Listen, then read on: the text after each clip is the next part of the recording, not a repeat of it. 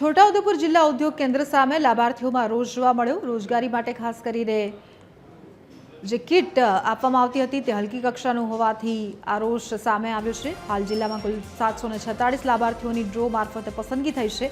અલગ અલગ એજન્સીઓ મારફતે કિટનું વિતરણ કરવામાં આવી રહ્યું છે, જેમાં આઈએસઆઈ માર્ક વગરના અને હલકી ગુણવત્તાનો સામાન હોવાનો આક્ષેપ। સારી ગુણવત્તાવાળો સામાન આપવામાં આવે તેવી પણ માંગ ઉઠી છે।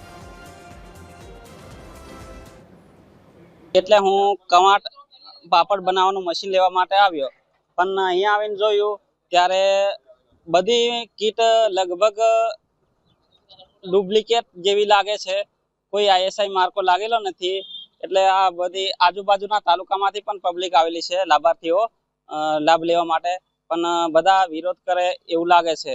હવે સરકાર ઉપરથી જે તે એજન્સીઓને આપતી હોય, અમે બી ડિસ્ટ્રીબ્યુટર એટલે કે અમે બી વેન્ડરો હોય છે, અલગ અલગ અમે બી વેચવાવાળા એટલે કે અમને બી કમિશન પર રાખતા હોય છે લોકો કે તમે આટલી કીટોનું વિતરણ કરો, એ રીતે હોય છે। અમે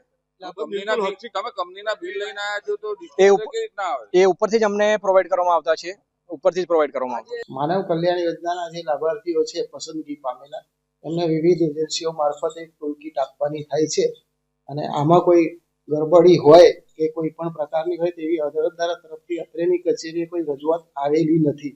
અરજદાર જો સ્પેસિફિક કોઈ વિગતવાર રજૂઆત કરશે તો ચોક્કસ વડી કચેરીને જાણ કરી અને આગળની કાર્યવાહી કરવામાં આવશે।